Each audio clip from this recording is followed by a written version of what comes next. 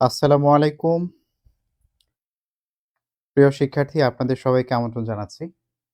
আমাদের ক্লাসটি ৯ টায় শুরু হওয়ার কথা ছিল। কিন্তু কিছু ব্যক্তিগত কারণে আসলে শুরু করতে পারিনি। আ আজকের ক্লাসটি আমাদের একটু লেটে শুরু হচ্ছে। বাট আগামী ক্লাসগুলো আমাদের যেই টাইম আছে ৯ টা, ৯ টায় ইনশাআল্লাহ শুরু হবে। আমি আজকের ক্লাসের শুরুতে আমরা গতদিন যা শিখেছিলাম তা একটু রিভিউ করতে চাই। হ্যাঁ? গতদিন আমরা যা শিখেছিলাম এবং আপনারা আ এখন যা শিখবেন, এখন যে বিষয়গুলো আপনাদেরকে বলব, আপনারা ঠিক এইভাবে বাসায় চর্চা করবেন। তাহলে জব সলিউশন পড়ার পর এই যে সময়টা আমরা দিচ্ছি, আ এটা আমাদের জন্য ইফেক্টিভ হবে। আমরা এখান থেকে একটা পজিটিভ রেজাল্ট পাবো। তো দেখতে পাচ্ছেন যে জব সলিউশন কোর্স আমি এখানে বলেছি যে রিভিশন, আমরা আসলে রিভিশনটা দিব কিভাবে? দেখেন গতদিন আপনাদেরকে আমি এইভাবে বিষয়গুলো পড়িয়েছিলাম যে আ কোন কাজ যখন চলমান থাকবে বা শেষ হয়ে থাকলে আমরা ভার্ব প্লাস আইএনজি দিব। ওই যে বলেছিলাম যে ওয়াকিং আ লং ওয়ে, যে দীর্ঘ একটা পথ হেঁটে রিস্ট দেয়া, সে সেখানে পৌঁছেছিল। তো তার হাঁটাটা কিন্তু হয়ে গিয়েছিল। তো যখন হয়ে যায় কোনো কাজ, একটা কাজ শেষ করে যখন আরেকটা কাজ করতে যায়, তখন যেই কাজটি শেষ হয়ে গেছে সেখানে কিন্তু কি করতে হয়? আইএনজি করতে হয়। আরেকটা বলেছিলাম যে ভবিষ্যতে হবে। ভবিষ্যতে হবে বোঝাতে আমাদের টু ইউজ করতে হয় to go. I want to go there. আমি সেখানে যেতে চাই। এখনো যাইনি, যাবো। আমি সেখানে যেতে চাই, এখনো যাইনি, যাবো। সো ভবিষ্যতে যেটা ঘটবে সেই ক্ষেত্রে আমরা টু ব্যবহার করব। তো এই বিষয়গুলো আমরা এইভাবে কিন্তু গতদিন শিখেছি। Can not help, could not help এর পরে ভার্ব প্লাস আইএনজি হবে। Can not but, could not but থাকলে বেস ফর্ম হবে। হোয়াইল এর পরে সরাসরি গ্যাপ থাকলে আইএনজি হবে। হোয়াইল এর পরে সাবজেক্ট যদি দিয়ে দেয় তাহলে পাস্ট কন্টিনিউয়াস আমাদের লিখতে হবে। আমরা এভাবে কিন্তু শিখেছি। আপনাদের মনে আছে নিশ্চয়ই?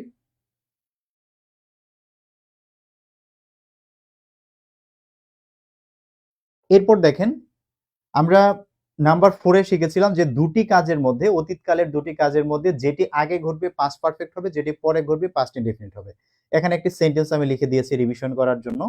তারপর যে কমপ্লেক্স সেন্টেন্সের ভয়েস চেঞ্জ করার সময় আমাদের ইট ধরতে হয়, ভয়েস করতে হয়। তারপরে হোয়াট থেকে বাকি অংশটা সামনে আনা যায়। রিভিশন করার জন্য এভাবে দিয়েছি। ওয়ান অফ দ্য থাকলে ভেরি ফিউ দেন মোস্ট আদার হয়। পজিটিভে ভেরি ফিউ, কম্পারেটিভে হচ্ছে দেন মোস্ট আদার। অ্যাপ্রুভ এর নাউন হচ্ছে অ্যাপ্রুভাল, অ্যারাইভ থেকে অ্যারাইভাল, প্রপোজ থেকে প্রপোজাল। ফিউ মেনির পরে প্লুরাল নাউন বসে, লিটল মাচের পরে আনকাউন্টেবল সিঙ্গুলার নাউন বসে। এখানে যেরকম a few books, many books example দেয়া আছে। অ্যাডজেক্টিভের সাথে অ্যালয় দিলে অ্যাডভার্ব হবে, নাউনের পরে অ্যালয় দিলে অ্যাডজেক্টিভ হবে। পড়েছি গতদিন। আ তারপর ইফ, হ্যাড, উড, দ্যাট এগুলো থেকে যখন অ্যাসার্টিভ করতে যাব সাবজেক্ট প্লাস উইশ লিখতে হবে। লাইনটি কেটে দাও, এটা ট্রান্সলেট হচ্ছে পেন থ্রু দ্য লাইন। আর হচ্ছে কিছু করার আগে ভালো করে ভেবে নাও, লুক বিফোর ইউ লিভ। আমরা কিন্তু এগুলো পড়েছি। সো এগুলো হচ্ছে গতদিন আমরা এমসিকিউ গুলো সলভ করে যা যা শিখেছিলাম, এখানে সবগুলো বিষয় আমরা কি করে দিয়েছি, আমরা এখানে একটু গুছিয়ে নিয়েছি, সবগুলো গুছিয়ে নিয়েছি। শুধু গুছিয়ে নিব না, আমরা এগুলো কি করব, অ্যাক্টিভ রিকল করব। অ্যাক্টিভ রিকল করা মানে হচ্ছে আমি আমার ব্রেইনকে বারবার এগুলো জিজ্ঞেস করব যে সে এগুলো মনে রেখেছে কিনা। আমি এবং আমার ব্রেইন আলাদা বিষয়। যখন আমি নিজেকে নিজে পড়া ধরব, আমার ব্রেইন এগুলো মনে রেখেছে কিনা আমি এটা টেস্ট করব। কিভাবে টেস্ট করব? দেখেন আমি নিচে এই বিষয়টাকে এইভাবে গুছিয়ে দিয়েছি। এই পিডিএফটা আমি আপনাদেরকে দিয়ে দিব। Self test. নিজেকে এখন টেস্ট করেন। কাজ চলমান থাকলে বা শেষ হয়ে গেলে ভার্ব প্লাস আইএনজি হবে। বাক্যটা কি ছিল? Walking a long way. এই যে ওয়াকিং আ লং ওয়ে আপনি মনে করতে পারছেন কিনা আপনি দেখবেন যে আপনার মনে পড়ে কিনা। ভবিষ্যতে হবে বোঝালে টু প্লাস বেস ফর্ম হবে। আই ওয়ান্ট টু গো দেয়ার। ওই টু গো দেয়ার মনে পড়ে কিনা খেয়াল করবেন। তারপর হচ্ছে can not help, could not help এর পরে কি হয়? Verb plus ING. Can not but, could not but এর পরে কি হয়? Base form. মনে করা ট্রাই করবেন, পারলে একটা দুইটা সেন্টেন্স মনে করা ট্রাই করবেন। তারপর হচ্ছে হোয়াইল এর পরে গ্যাপ থাকলে ভার্ব প্লাস আইএনজি, হোয়াইল এর পরে যখন সাবজেক্ট থাকবে তখন পাস্ট কন্টিনিউয়াস। ওখানে দুটি সেন্টেন্স লিখে দিয়েছিলাম, সেই দুটি সেন্টেন্স বলা ট্রাই করবেন মিনিং বুঝে। শুধু রুল না কিন্তু, মিনিং বুঝে বাক্য দুটি বলা ট্রাই করবেন। তারপর অতীতকালের দুটি কাজের মধ্যে যেটি আগে ঘটবে সেটি পাস্ট পারফেক্ট, যেটি পরে ঘটবে পাস্ট ইনডিফিনিট। বাক্যটা মনে করা ট্রাই করবেন। নোয়ের ক্ষেত্রে কি হবে কাহিনীটা একটু এখানে একটু মনে আপনি চিন্তা করে একটু বলার ট্রাই করবেন। বা একবার খাতায় লিখে ফেলবেন যেখানে কাহিনীটা কি, কমপ্লেক্স সেন্টেন্সের ভয়েস আসলে আমি কিভাবে করব। তাহলে এই ধরনের প্রশ্ন নিয়ে আপনি ভাবতে পারবেন। ওয়ান অফ দ্য থাকলে পজিটিভে ভেরি ফিউ, কম্পারেটিভে দেন মোস্ট আদার। অ্যাপ্রুভে নাউন হচ্ছে অ্যাপ্রুভাল, অ্যারাইভে নাউন হচ্ছে অ্যারাইভাল, প্রপোজে নাউন হচ্ছে প্রপোজাল। ফিউ মেনির পরে প্লুরাল নাউন, লিটল মাচের পরে সিঙ্গুলার আনকাউন্টেবল নাউন। তারপর হচ্ছে অ্যাজেটিভের সাথে অ্যালওয়াই দিলে অ্যাডভার্ব হবে, নাউনের সাথে অ্যালওয়াই দিলে অ্যাজেটিভ হবে। ওখানে কয়েকটা এক্সাম্পল আছে, মাদারলি, ফাদারলি, ম্যানলি, বিস্টলি, বলা ট্রাই করবেন। যদি আপনি বলতে পারেন তখন আপনি বুঝে নেবেন যে আপনার পড়াটা কি হয়েছে, ঠিকঠাক মতো কি হয়েছে। ইফ হ্যাড উড দ্যাট থাকলে সাবজেক্ট প্লাস উইশ হবে। লাইনটি কেটে দাও, ট্রান্সলেট কি, বলা ট্রাই করবেন। প্যান থ্রু দ্য লাইন, কিছু করার আগে ভালো করে ভেবে নাও। থিঙ্ক না, লুক দিয়ে বলতে হবে, লুক বিফোর ইউ লুক, দেখে নিতে হবে, ভাবলে হবে না। যদি ভাবি যে হয়তো বাঁশ নাই, কিন্তু ঝাঁপ দেওয়ার পরে বাঁশ আমি খেতে পারি, ঠিক এইভাবে অ্যাক্টিভ রিকলিং এর মাধ্যমে আমরা পড়াটাকে বারবার রিভিশন করব, কিন্তু মুখস্থ করব না। আছে না যে অনেকে সকালবেলা উঠেই বই নিয়ে বসে, হ্যাঁ বই নিয়ে বসে, লাইনটি কেটে দাও, লাইনটি কেটে দাও, ইংলিশ হচ্ছে pan through the line, pan through the line মুখস্থ করে। এইভাবে পড়লে হবে না, এইভাবে পড়লে মাথা গরম হয়ে যাবে, বেশিক্ষণ আপনি পড়তে পারবেন না। ঠিক আছে, এইভাবে বারবার অ্যাক্টিভ রিকলিং এ যাবেন। যদি কখনো এরকমটা হয় যে আমি পারছি না, আমার এটা মনে পড়ছে না, তাহলে ওই যে উপরে লিখে দিয়েছি ওইটা একবার রিভিশন করবেন। যদি তবুও মনে না পড়ে, আমাদের ক্লাসের মধ্যে যে আমরা এক্সপ্লেন করেছি গত ক্লাসে, ঠিক এইভাবে আপনাকে কি করতে হবে, গুছিয়ে নিতে হবে। আমি এই একটা জিনিস গুছিয়ে দিলাম আপনাদেরকে চেষ্টা করার জন্য, আপনারা যেন এইভাবে একটু গুছিয়ে নিতে পারেন পড়াটা। এটা আমি দেখি যে একটা মডেল, এইভাবে পড়াটা আপনি গুছিয়ে নেবেন এবং বারবার অ্যাক্টিভ রিকলিং এর মাধ্যমে এই পড়াগুলোকে মাথায় রাখা ট্রাই করবেন। মুখস্থ না, বুঝে বারবার নিজেকে জিজ্ঞেস করে করে আমরা ধরে রাখবো, তাহলে আমাদের জব সলিউশন পড়াটা কাজে দিবে। আর খালি পড়ে গেলাম, পারলাম, পারি না, পারি না, এরকম করে গেলে কিন্তু লাভ হবে না। যা শিখলাম মাথায় ধারণ করে রাখতে হবে, তাহলে আমরা পরীক্ষায় ভালো করব। আমি কি আপনাদের বোঝাতে পেরেছি? আমাকে একটু বলেন তো, বোঝাতে পেরেছি? আচ্ছা, পরীক্ষা নিব আপু, আমি আরো কিছু কোয়েশ্চেন শেষ করি, কিছু জিনিস আগে পড়ায় শেষ করি, তারপর হচ্ছে পরীক্ষা নিব। এখনো তো মানে আগাইতেই পারলাম না, মাত্র শুরু করলাম। হ্যাঁ, পরীক্ষা নিব। যা পড়াচ্ছি, যে যা পড়াচ্ছি এগুলো যা পাচ্ছেন, এগুলো যখন ধরেন 50-60টি যখন আমরা এরকমের বিষয় শিখে যাব, তখন এগুলোর উপর একটা পরীক্ষা নিয়ে নিলাম, দেখলাম আপনারা কেমন পারফরমেন্স করছেন, করব। ওকে, আমি তাহলে রিভিশন কিভাবে করতে হবে আমি আশা করি বোঝাতে পেরেছি। আমি তাহলে আজকের পড়ায় যাই। আজকে আমরা খুব বেশি পড়বো না, অনেক রাত হয়ে গেছে, তবু আমরা চেষ্টা করি যতটুকু পড়া যায় ভালো হয়। একটু আগালেই আগালাম। দেখেন, আজকে আমি যেটি আপনাদেরকে পড়াবো সেটি হচ্ছে আমরা যে প্রশ্নটা পড়েছিলাম 18তম শিক্ষক নিবন্ধন স্কুল পর্যায়, এইটার যেই 14টা এমসিকিউ ছিল, আমরা এগুলো গতদিন শিখেছি, এগুলো নিয়ে আমি আর কথা বললাম না। এগুলো নিয়ে ক্লাসের শুরুতে একটু কথা বলেছি। আমরা আজকে চলে যাব জাস্ট এটার যে ভোকাবুলারি পার্টটা ছিল, সেই পার্টের মধ্যে কি আছে আমরা সেগুলো শেখার চেষ্টা করব। অনেক নিচে এখান থেকে শুরু। হ্যাঁ, ভোকাবুলারি পার্ট থেকে 11টা কোশ্চেন আসছে, সো এগুলোকে কিন্তু হেলাফেলা করা যাবে না। গুরুত্ব দিয়ে বোঝেন আমি কি বলি, একটু শুনেন, মনোযোগ দেন। হ্যাঁ, দেখেন, ফ্রেজাল ভার্ব, গ্রুপ ভার্ব থেকে প্রচুর প্রশ্ন হয়। ফ্রেজাল ভার্ব বা গ্রুপ ভার্ব কিছু ক্ষেত্রে একেবারে স্পেসিফিক মিনিং অনুযায়ী আসে, কখনো কখনো প্রিপোজিশনের ব্যবহারের মতো করে আসে। ঠিক আছে, তো আমরা এখানে কিছু ফ্রেজাল ভার্ব, কিছু গ্রুপ ভার্ব, কিছু প্রিপোজিশনের ব্যবহার আমরা শিখব। এগুলো পরীক্ষাতে ঘুরে ফিরে বারবার আসে, বিশেষ করে নিবন্ধন প্রাইমারিতে এগুলো অনেক রিপিট হয়। প্রথম যে কোশ্চেনটি আছে যে a true patriot can die dash his country.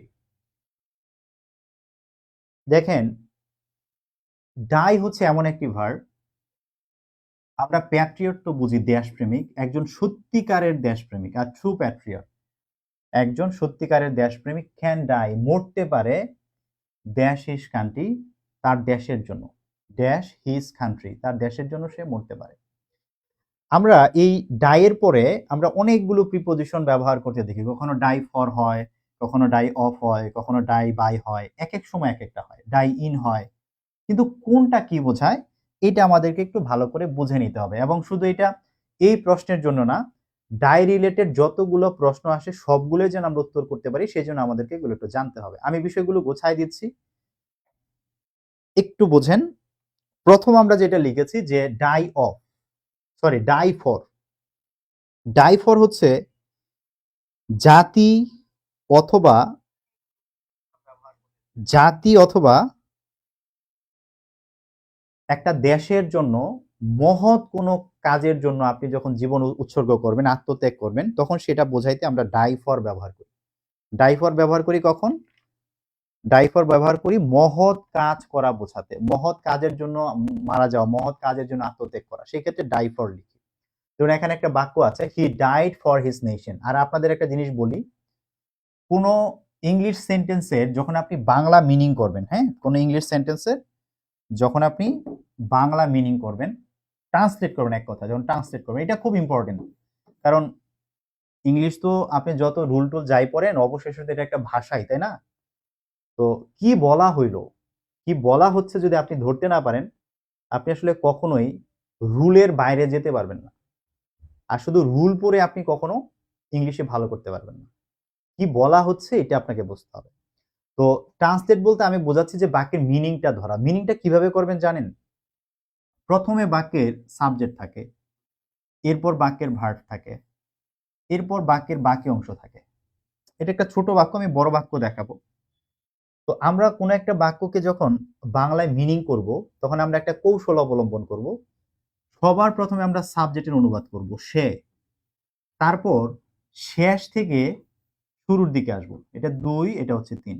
সে তার জাতির জন্য মারা গিয়েছিল, সে তার জাতির জন্য মারা গিয়েছিল, বা সে তার জাতির জন্য আত্মত্যাগ করেছিল, সে তার জাতির জন্য আত্মত্যাগ করেছিল। প্রথমে সাবজেক্ট, তারপর শেষ দিকে শুরুর দিকে আসবো।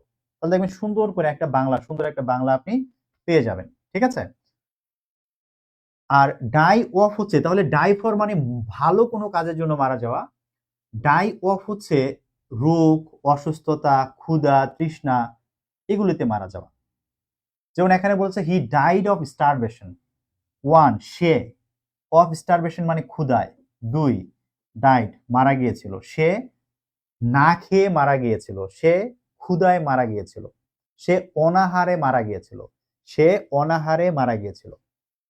1, 2, 3। ঠিক এইভাবে আমরা কি করব, মিনিং গুলো গোছায় নেব। ওকে, তারপর নিচে আছে যে ডাইন, কেউ যদি ঘুমের মধ্যে মারা যায়, যুদ্ধে মারা যায়, দারিদ্রতায় মারা যায়, শান্তিতে মারা যায়, কর্মরত অবস্থায় মারা যায়, কাজে গিয়েছে, সেই কাজের অবস্থার মধ্যে সে মারা গেছে, এরকম হলে আমরা ইন লিখি। যেমন হি ডাইড ইন স্লিপ, সে 1 ঘুমের মধ্যে, 2 মারা গিয়েছিল, 3, 1, 2, 3, সে ঘুমের মধ্যে মারা গিয়েছিল। এখানে দ্য ক্যাপ্টেন, যে captain in a bloody battle, একটি রক্তক্ষয়ী যুদ্ধে, ডাইড মারা গিয়েছিল। তো যুদ্ধে মারা গিয়েছিল, যেন ইন হবে। তাহলে 3টা জিনিস এখানে পেয়ে গেলাম। ভালো কাজের জন্য মারা গেলে ডাই ফর, রোগ, ক্ষুধা, তৃষ্ণা, এগুলোতে মারা গেলে ডাই অফ, ঘুমে মারা গেলে, যুদ্ধে মারা গেলে, দারিদ্রতে মারা গেলে, শান্তিতে মারা গেলে আমরা লিখবো ডাই ইন।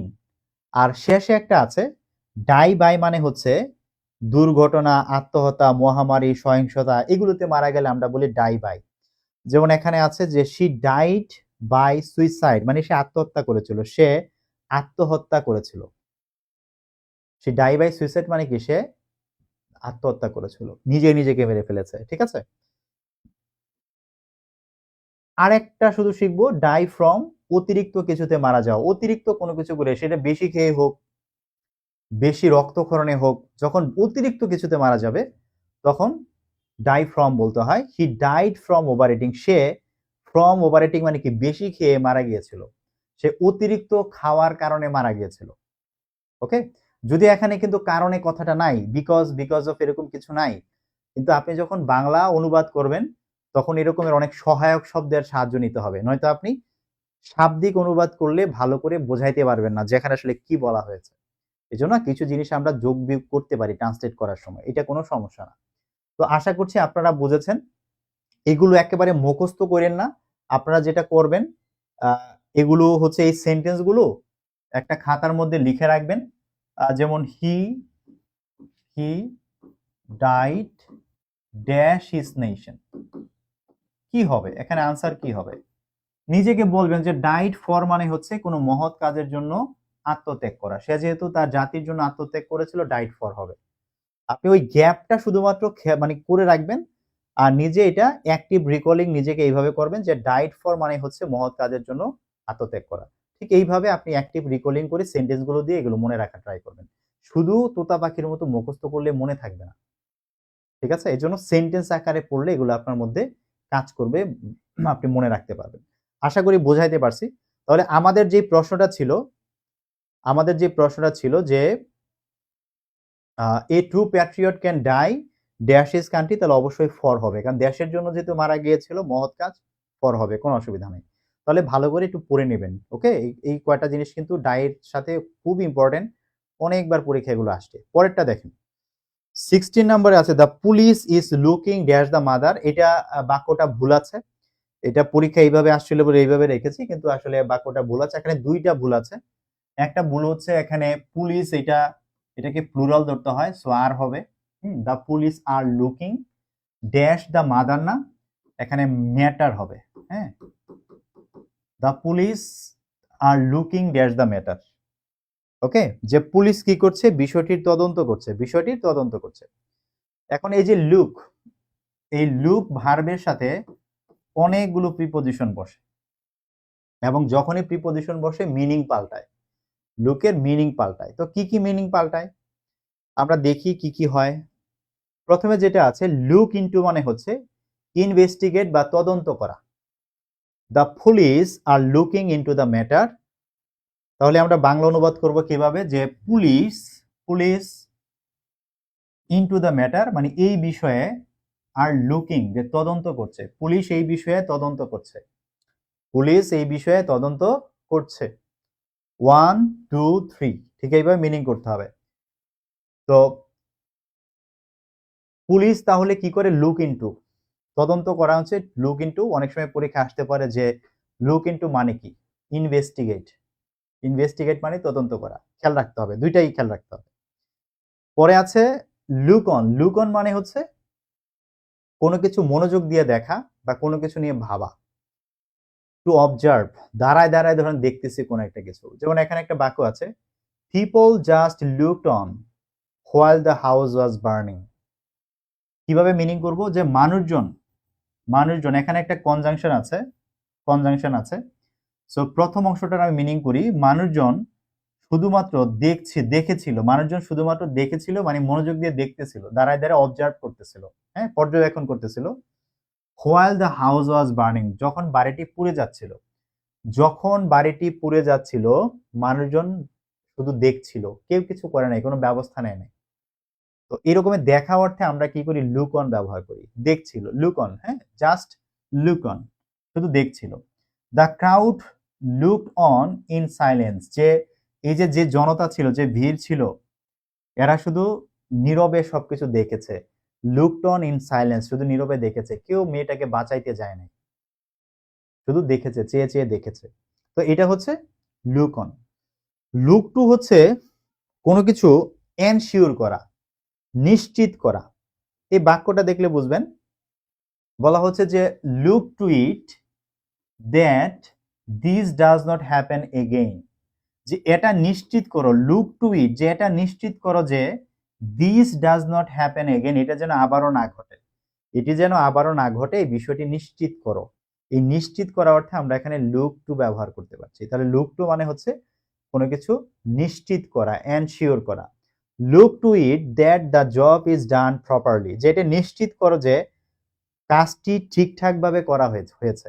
এটা নিশ্চিত করো যে কাজটা ঠিকঠাক মতো করা হয়েছে। তো এই নিশ্চিতভাবে ঠিকঠাক করা বোঝাইতে আমরা ব্যবহার করতেছি কি? আমরা ব্যবহার করতেছি look two.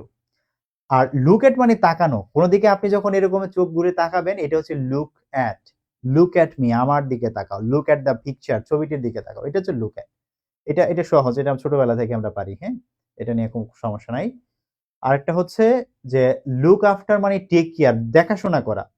Mother looks after her child, যে মা তার শিশুর দেখাশোনা করেন।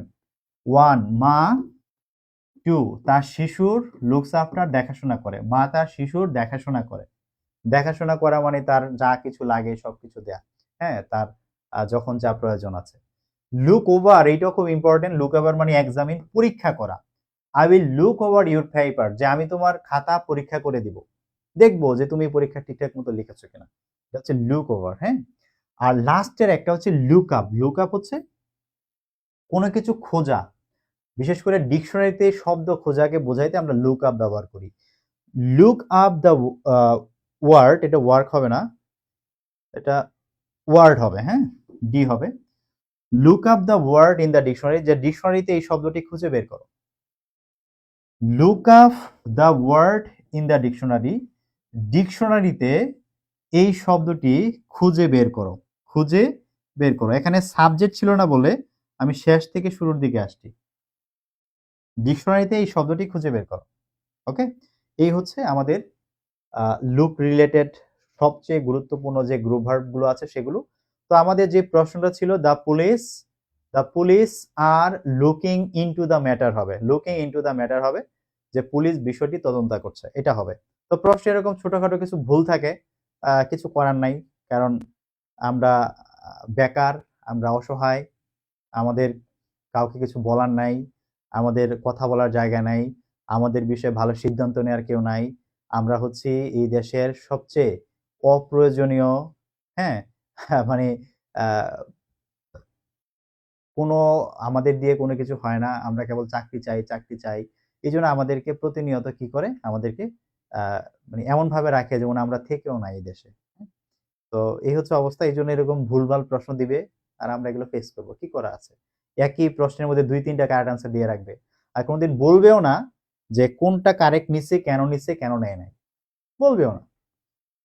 আমরা বেকার, এই জন্য আমাদের সাথে যা করবে আমাদের তাই মেনে নিতে হবে। এটাই হচ্ছে আমাদের ভাগ্য, কপাল, কিছু করার নেই। হ্যাঁ, আশা করব বুঝতে পেরেছেন। বাসায় কিভাবে পড়তে হবে, সেন্টেন্স আকারে, শুধু মুখস্থ করলে কিন্তু হবে না, সেন্টেন্স আকারে পড়তে হবে। পরেরটায় যাচ্ছি, হ্যাঁ। অনেকগুলো গ্রুপ ভার্ব আসছে এই পরীক্ষাটাতে, অনেকগুলো। আপনাদের কমেন্ট দেখতে পাচ্ছি না, কমেন্ট কি আপনারা করতেছেন না?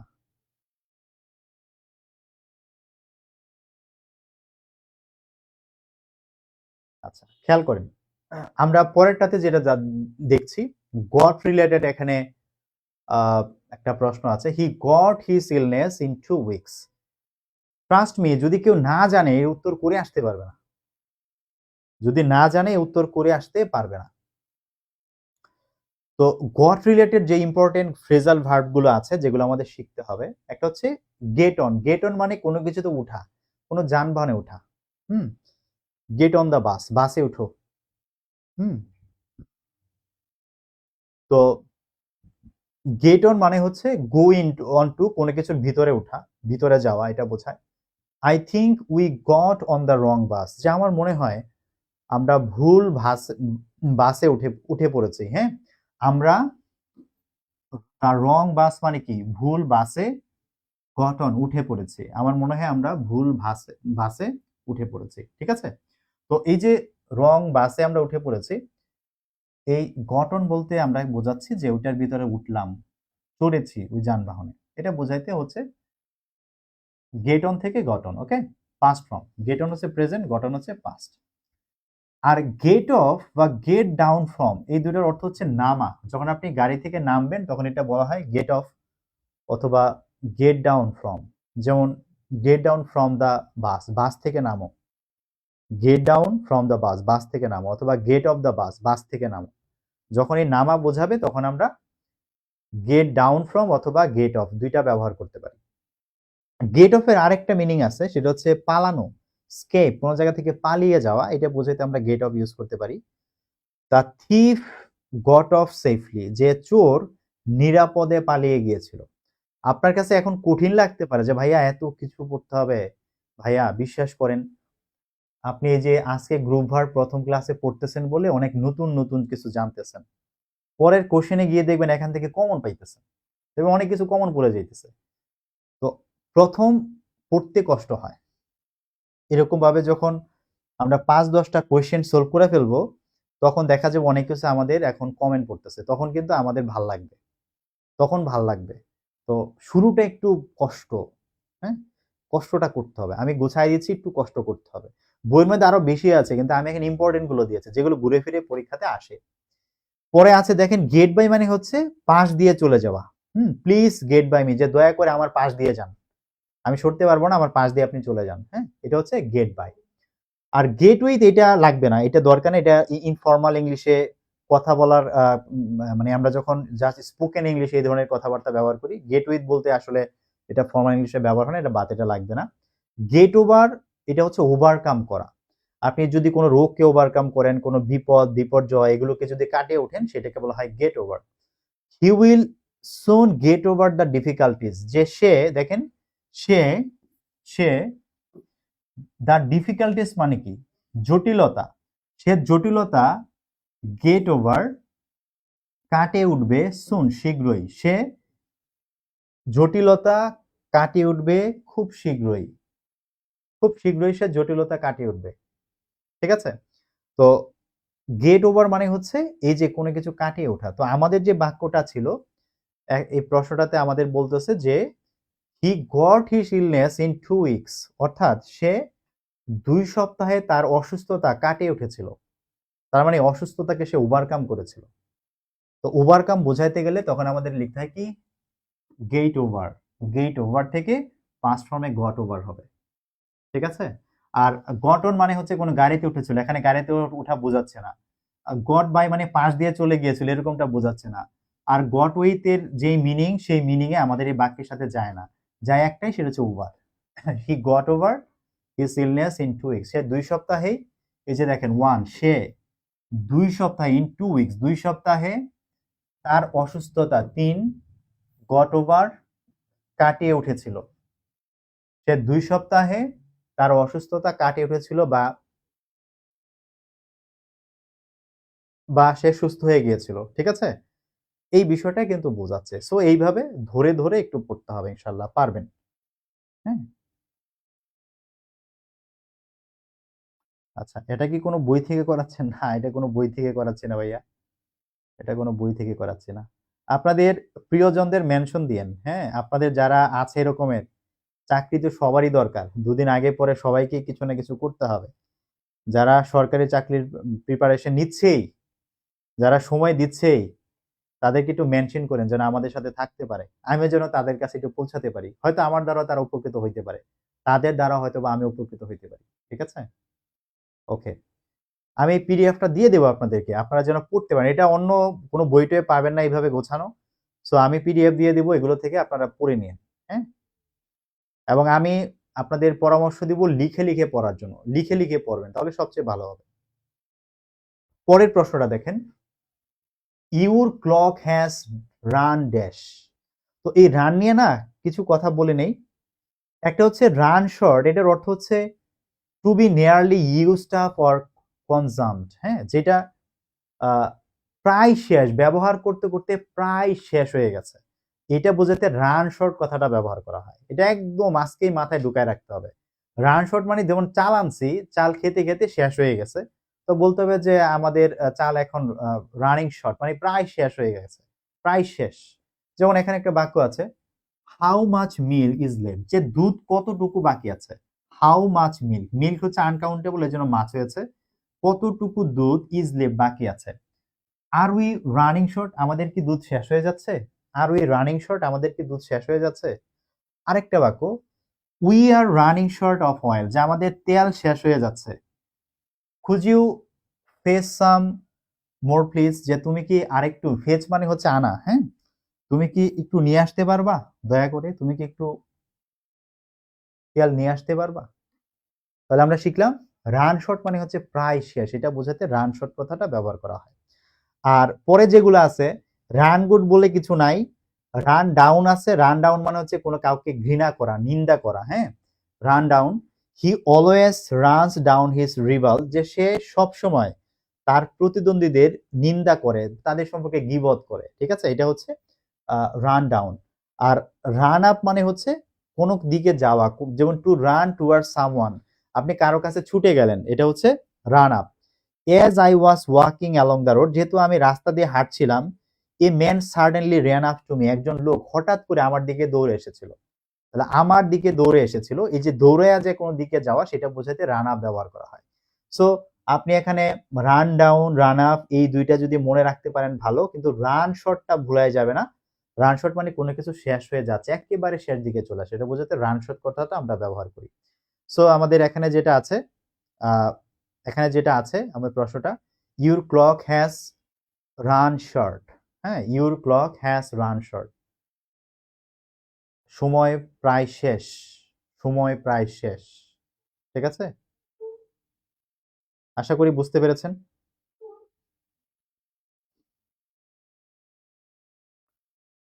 Next, pass out. হ্যাঁ, অনেক গ্রুপ ভার্ব আসলে পরীক্ষাতে। পাস আউট এটার মানে কি?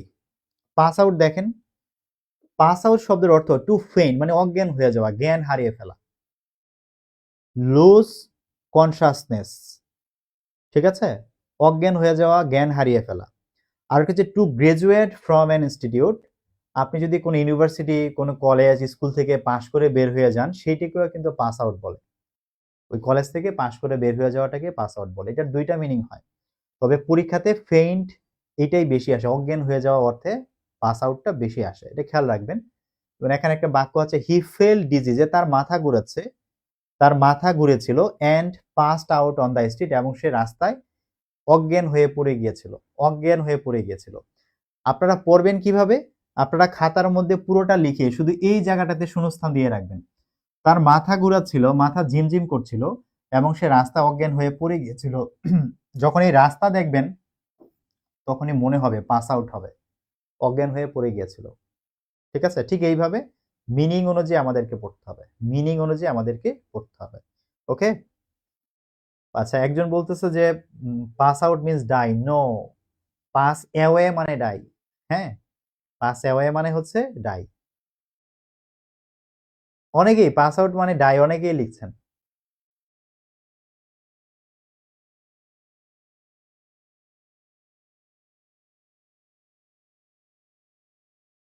ঠিক আছে, জানতে হবে কিন্তু। পরে আছে দেখেন, পাস অ্যাওয়ে মানে ডাই। হ্যাঁ, my grandfather passed away peacefully last night, যে আমার দাদা, খেয়াল করেন এই যে মিনিং কিভাবে করতে হয়। আমার দাদা, হ্যাঁ, ওয়ান, লাস্ট নাইট গত রাতে, শান্তিতে, পাস্ট অ্যাওয়ে মারা গিয়েছিলেন।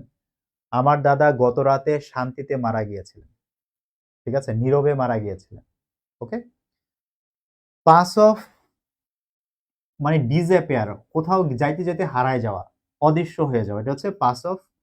আর পাস ওভার হচ্ছে ক্রস, কোনো কিছু ক্রস করা হচ্ছে পাস অফ। এই দুইটা এত ইম্পর্টেন্ট না, এই দুইটা এত ইম্পর্টেন্ট না, কিন্তু বাকি দুইটা আছে, আপনাকে অবশ্যই পড়তে হবে। তো আমাদের যেই কোশ্চেনটা ছিল যে পাস আউট মানে কি, পাস আউট মানে এখানে ডাই আছে, ফেইন্ট আছে, ডিসঅ্যাপিয়ার আছে, ক্রস আছে।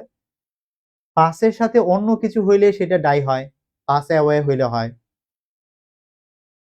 তো পাস আউটের সাথে আমাদের হবে কি ফেইন্ট, অজ্ঞান হয়ে যাওয়া, জ্ঞান হারিয়ে ফেলা। ওকে, জানলে খুবই সহজ, 1 সেকেন্ডে দাগায় ফেলা যাবে, না জানলে সারাদিন পড়লেও কাজ হবে না।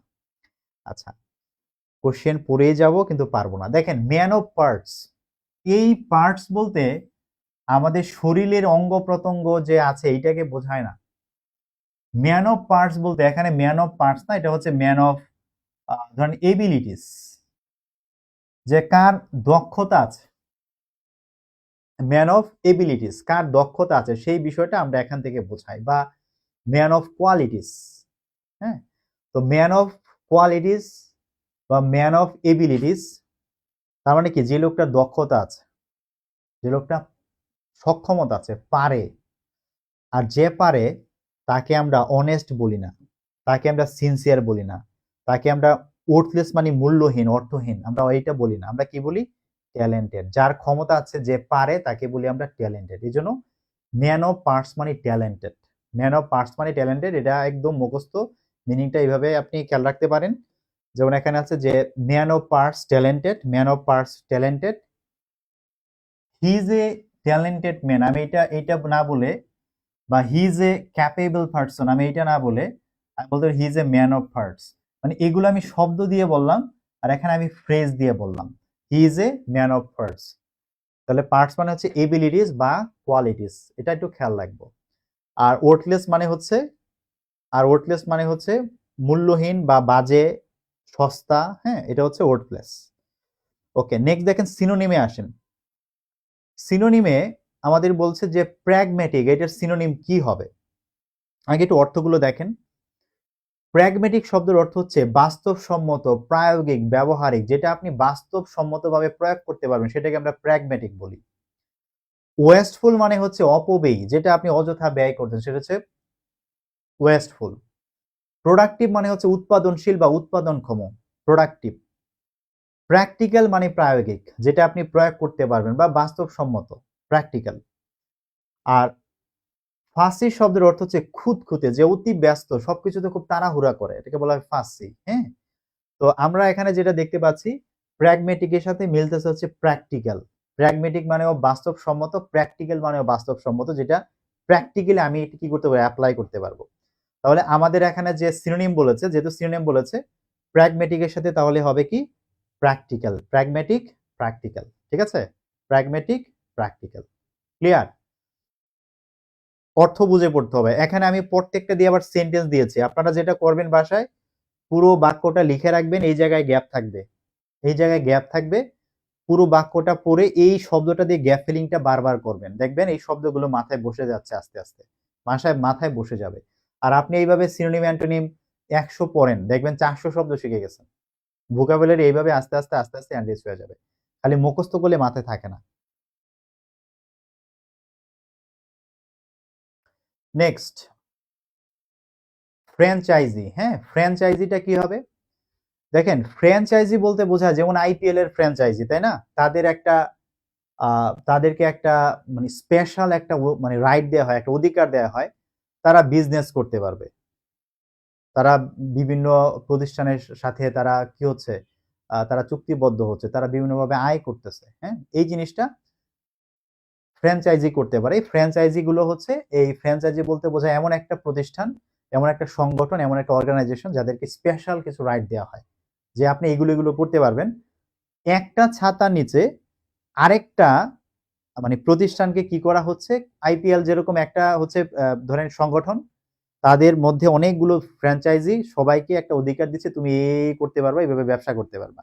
এটা হচ্ছে স্পেশাল রাইট দেওয়া, একজনের কাছ থেকে স্পেশাল রাইট পেয়েছে, এটা হচ্ছে ফ্র্যাঞ্চাইজি। চার্টার বলতে বোঝায় সনদ, তো এটা মিনিংফুল হয় না। লাইসেন্স মানে আমরা জানি, এইটাও মানে বলতে বোঝায় যে বৈধতা দেয়া বা সনদ দেওয়া, এইটাও মিনিংফুল হয় না। প্রিভিলেজ মানে কিন্তু আবার স্পেশাল রাইট, প্রিভিলেজ বলতে বোঝায় মানে আপনার স্পেশাল যে সুযোগ সুবিধা, এটাকে প্রিভিলেজ বলে, তো এইটা মিনিং এর সাথে যায়। ফ্র্যাঞ্চাইজি তাহলে হবে প্রিভিলেজ। হ্যাঁ, আর অল অফ দ্য অ্যাবাভ হবে না, কারণ চার্টার এবং হচ্ছে লাইসেন্স এটা মিলে না।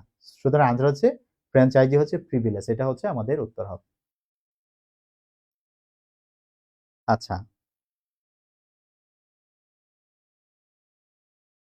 এরপর আসেন, আমি এখানে লিখে দিয়েছি। হ্যাঁ, ফ্র্যাঞ্চাইজি হচ্ছে স্পেশাল রাইট, চার্টার হচ্ছে ফর্মাল অথরাইজেশন ডকুমেন্ট, লাইসেন্স হচ্ছে অফিসিয়াল পারমিশন, প্রিভিলেজ হচ্ছে স্পেশাল রাইট। সো এইভাবে পড়লে আপনি মিলায়া পড়ে ফেলতে পারবেন। এগুলো দিয়ে নিচে বাক্য লিখে দিয়েছি, একটু বুঝে শুনে যদি পড়েন, যাদের হাতে সময় আছে, আস্তে আস্তে ইমপ্রুভ হয়ে যাবে। অ্যান্টোনিম দেখেন। হুম,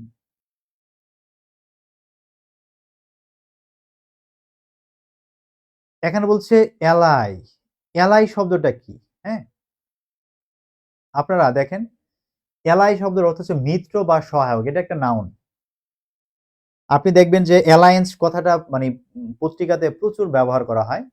এই এলাই শব্দটা থেকে আসছে অ্যালায়েন্স। হ্যাঁ, এখানে এই ওয়াইটা আই হয়ে গেছে, তারপর এএনসি যোগ করে এটাকে নাউন করা হয়েছে।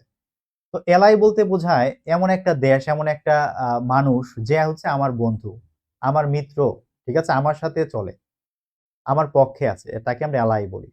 আর অ্যালায়েন্স হচ্ছে তার সাথে আমি যে সম্পর্কটা করলাম, এই যে আমরা মিলে গেলাম, মিত্রতা, এটাকে বলা অ্যালায়েন্স। এটা একটা রিলেশনশিপ, পার্টনারশিপ, দুইজনের মধ্যে যে পার্টনারশিপ সেটাকে অ্যালায়েন্স বলা হয়। তাহলে অ্যালাই শব্দের অর্থ হচ্ছে মিত্র বা সহায়ক বা বন্ধু, এক কথায়।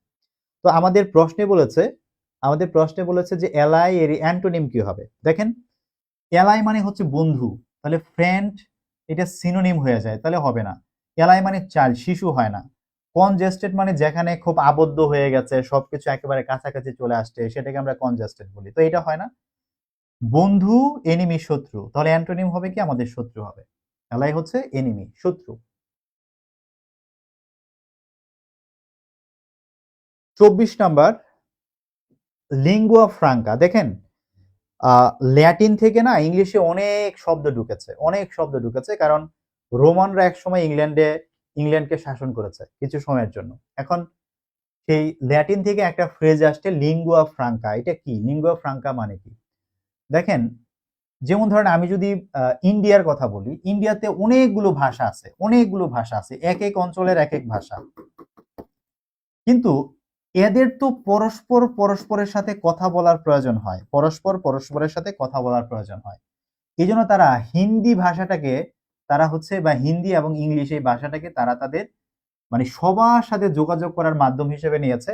যেমন পৃথিবীতে আমরা ইংলিশকে আমাদের যোগাযোগ মাধ্যম হিসেবে আমরা নিয়েছি। আমরা একজন চাইনিজের সাথে আমরা ইংলিশে কথা বলতে পারি, একজন জাপানিজের সাথে ইংলিশে কথা বলতে পারি, এরকম সারা পৃথিবীর সব জায়গাতে আমরা ইংলিশে কথা বলতে পারি। তো লিঙ্গুয়া ফ্রাঙ্কা বলতে বোঝায় এমন ভাষা, যেই ভাষাটা সবার সাথে যোগাযোগ করার জন্য একটা কমন, একটা ল্যাঙ্গুয়েজ হিসেবে আমরা চুজ করে নিয়েছি। সবার সাথে সবাই যোগাযোগ করতে পারবো ওই ভাষায়। আমি বাংলা জানি, ইংলিশ জানি, তাহলে আমি একজন এখন যদি পাঞ্জাবি ভাষায় কেউ কথা বলে, আমি তার সাথেও কি করতে পারবো, আমি যোগাযোগ করতে পারবো। ঠিক আছে? তো এইটাকে বলা হয় কমন ল্যাঙ্গুয়েজ। লিঙ্গুয়েজ ফ্রাঙ্কা মানে কমন ল্যাঙ্গুয়েজ, যেটা দিয়ে মানে সাধারণ সবাই একজন একজনের সাথে যোগাযোগ করতে পারে। সবার মাতৃভাষা আলাদা হইতে পারে, কিন্তু লেঙ্গুয়া ফ্রাঙ্কাটা সেম হইলে আমরা সবার সাথে সবাই যোগাযোগ করতে পারবো। সো লেঙ্গুয়া ফ্রাঙ্কা মানে হচ্ছে কমন ল্যাঙ্গুয়েজ। মেডেন স্পিচ মানে হচ্ছে কোন একটা জায়গা, ধরেন সংসদ বসলো, নতুন নতুন অনেক এমপি হলো, তারা প্রথম সংসদে দাঁড়িয়ে প্রথম দিন একজন বক্তৃতা দিল, সে সংসদে প্রথমবারের মতো গেছে, এই প্রথম যে বক্তৃতাটা সে দিবে, এই প্রথম বক্তৃতাটাকে বলা হবে মেইডেন স্পিচ। মেইডেন স্পিচ, ঠিক আছে? তার প্রথম যে বক্তৃতাটা, অফিসিয়াল যে প্রথম বক্তৃতা, সেটাকে বলবো মেইডেন স্পিচ। সেকেন্ড ল্যাঙ্গুয়েজ হচ্ছে দ্বিতীয় ভাষা। আমাদের দ্বিতীয় ভাষা ইংরেজি, আমরা ইংরেজি দ্বিতীয় ভাষা হিসেবে শিখি, এটা হচ্ছে আমাদের সেকেন্ড ল্যাঙ্গুয়েজ।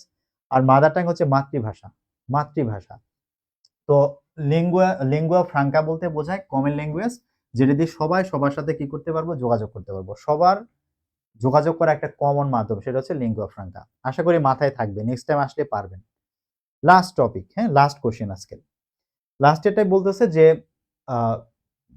গ্যারোলাস অর্থ কি? গ্যারোলাস শব্দের অর্থ, এটাকে অ্যাজেরিভ হচ্ছে বাচাল, আড্ডাবাজ, অনেক বেশি কথা বলে, তাকে গ্যারোলাস বলা হয়। আড্ডাবাজ, অনেক বেশি কথা বলে, গ্যারোলাস। এখন ওয়ার্ডলেস মানে হচ্ছে শব্দহীন, যে কোনো কথাই বলতেছে না। সো এটার সাথে এটা যায় না। হুম, টকিংলেস কোনো ওয়ার্ডই নাই ইংলিশে, আসলে টকিংলেস কোনো ওয়ার্ডই নাই। এটা একটা ভুল শব্দ। স্পিচলেস মানে হচ্ছে নির্বাক, যে কথাই বলছে না, স্পিচলেস। কিন্তু আমাদের গ্যারোলাস মানে হচ্ছে যে বেশি কথা বলে, টকিং টু মাচ, যে অনেক বেশি কথা বলে। তাহলে আনসার হচ্ছে কি, টকিং টু মাচ হবে, যে অনেক বেশি কথা বলে। ঠিক আছে? তো আশা করবো এই 25টা শব্দ আপনাদের গ্রামার প্লাস হচ্ছে ভোকাবুলারি থেকে যে প্রশ্নগুলো সব গুছিয়ে দিলাম। কিছু প্রশ্ন হয়তো বা এখন দেখার ফলে মাথায় ঢুকে গেছে, হয়তো 5-6টা প্রশ্ন আছে, বিশেষ করে গ্রুপ ভার্ব গুলো, এগুলো পড়ে পড়ে মাথায় ধারণ করতে হবে। তবে সেন্টেন্স আকারে গ্যাপ বানিয়ে বানিয়ে বারবার সেন্টেন্স প্র্যাকটিস করে মাথায় রাখতে হবে, তাহলে আমাদের পড়াটা কমপ্লিট হবে। এবং আমি বিশ্বাস করি এগুলো আপনারা নেক্সট টাইম নিবন্ধনে বা অন্যান্য পরীক্ষাতে আপনারা কমন পাবেন। ঠিক আছে? কারণ প্রশ্ন ঘুরে ফিরে এগুলো দিয়ে আসে, ঘুরে ফিরে এগুলো দিয়ে আসে। তো আমার পড়ানো শেষ আজকের মতো। আজকে অনেক রাত হয়ে গেছে, আজকে আর পড়াবো না। আমাদের পরবর্তী ক্লাস হচ্ছে বৃহস্পতিবার। আগামী শুক্রবার হয়তো আপনাদের ক্লাসটা আমি নিতে পারবো না, আমি একটু ওই দিন একটু ব্যস্ততা আছে। হ্যাঁ, শুক্রবার ক্লাসটা হবে না, বৃহস্পতিবার ক্লাস হবে। বৃহস্পতিবারের পরে আবার রবিবার ক্লাস হবে ইনশাল্লাহ, হ্যাঁ, রাত 9টায়। তো আশা করি আপনাদের ভালো লেগেছে, ক্লাস বুঝতে পেরেছেন আশা করি। কারো কিছু বলার থাকলে বলতে পারেন। আমি কমেন্টগুলো পড়ি নাই এতক্ষণ ভালোভাবে, এখন কারো কিছু বলার থাকলে বলতে পারেন। হুম।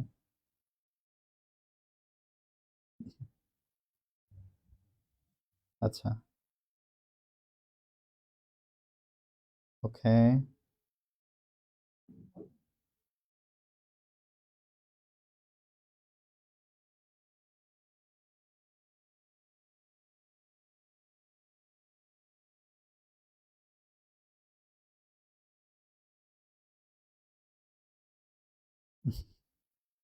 জি কামরুল ভাই, থ্যাংক ইউ সো মাচ। আপনি আছেন। আচ্ছা, ফ্রি ক্লাস সপ্তাহে ৪ দিন। জি ভাই, যদি খুব অসুবিধা না থাকে ৪ দিনই হবে। হ্যাঁ? আসলে অনেক ব্যস্ততার মধ্যে থাকি, হ্যাঁ? আর আমি যেহেতু আমার অনলাইনের এই বিষয়গুলো আমি নিজেই মোটামুটি দেখি সবকিছু। আ মানে দেখা যায় যে এই যে সন্ধ্যার পর থেকে আমি একটু ব্যস্ত ছিলাম। হয়তো অনেক মেসেজ জমে আছে WhatsApp এ, Messenger এ এখন সবাইকে রিপ্লাই দিতে হবে। আ অনেক কমেন্ট আসে। সবাইকে আসলে সময় দিতে পারি না, হ্যাঁ?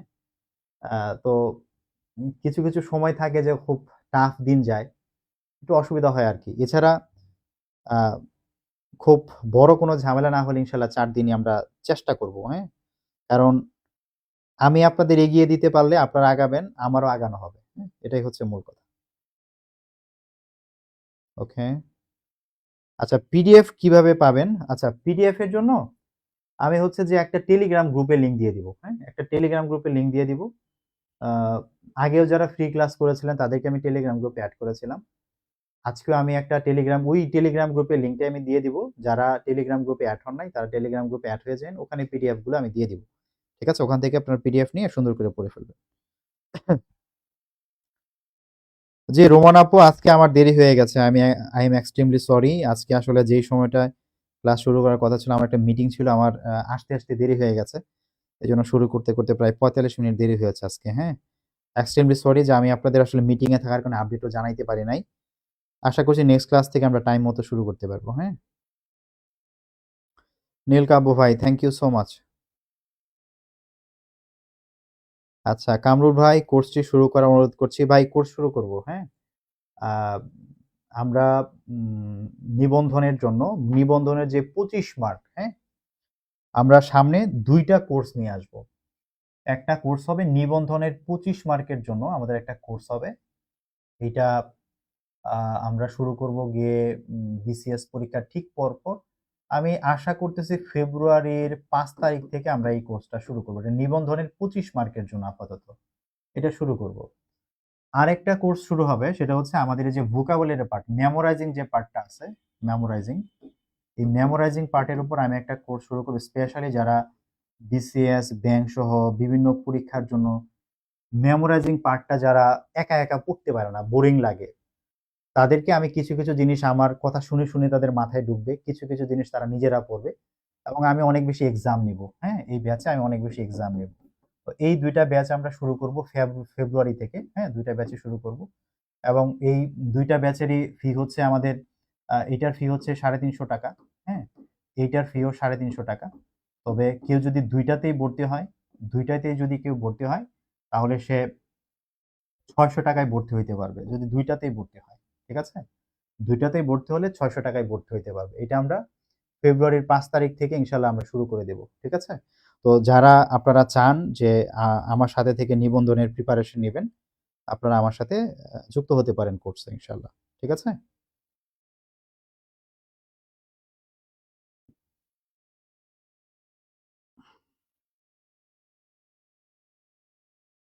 তো ঠিক আছে, আমি মনে হয় আপনাদের আর তেমন কোনো কোয়েশ্চেন, কোনো ইনকোয়ারি আমি দেখছি না। তাহলে আজকের মতো শেষ করি।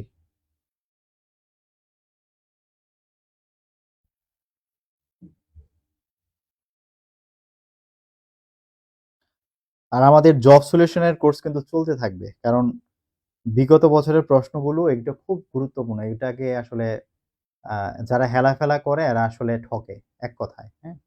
খুব ভালো করে পড়তে হবে। একই টাইপের কোয়েশ্চেন বারবার বিভিন্ন পরীক্ষায় রিপিট হয়। ঠিক আছে, তাহলে শেষ করছি আজকের মতো। আপনারা ভালো থাকবেন। হ্যাঁ? আচ্ছা, যারা হচ্ছে শাহানাজ মনিরা আপু, যারা আমার লাইফ টাইম ব্যাচে ভর্তি আছেন, আপনাদের আপডেট জানাবো। হ্যাঁ? আপনাদের আপডেট জানাবো। আপনাদের গ্রুপগুলোতে, আপনাদের WhatsApp গ্রুপগুলোতে আপনারা এগুলো আপডেট পাবেন ইনশাআল্লাহ। ঠিক আছে? টেনশন নিয়েন না। তো ঠিক আছে, আজকের মতো তাহলে শেষ করছি। ভালো থাকবেন সবাই।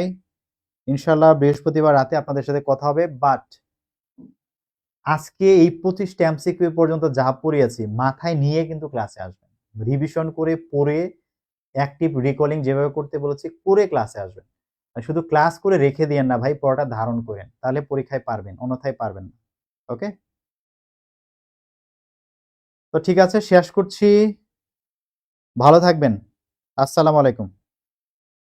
আচ্ছা, ওই একজন প্রশ্ন করেছে, স্যার নেক্সট কোন প্রশ্ন সলভ করবেন? আগামী ক্লাসে আমরা সলভ করব 18তম শিক্ষক নিবন্ধনের কলেজ পর্যায়ে যে প্রশ্নটা ছিল সেটা। কলেজ পর্যায়ে। তারপরে স্কুল পর্যায়ে 2। তারপর আমরা আবার 17তম নিবন্ধনে যাব। এইভাবে আমরা পর্যায়ক্রমে যেতে, যেতে একদম 6 পর্যন্ত যাব ইনশাআল্লাহ। আমার সাথে থাকলে আশা করছি এগুলো ঠিক হয়ে যাবে। আর আমি পরীক্ষা নিব। কয়েকদিন পরে পরীক্ষা নিব, তখন আরো মজা হবে। কে কতটা শিখলাম, কে কতটা পারি দেখা যাবে। খেলা মানে জমে যাবে ইনশাআল্লাহ, হ্যাঁ? আচ্ছা। আল্লাহ হাফেজ। ভালো থাকবেন সবাই। সবাইকে শুভরাত্রি।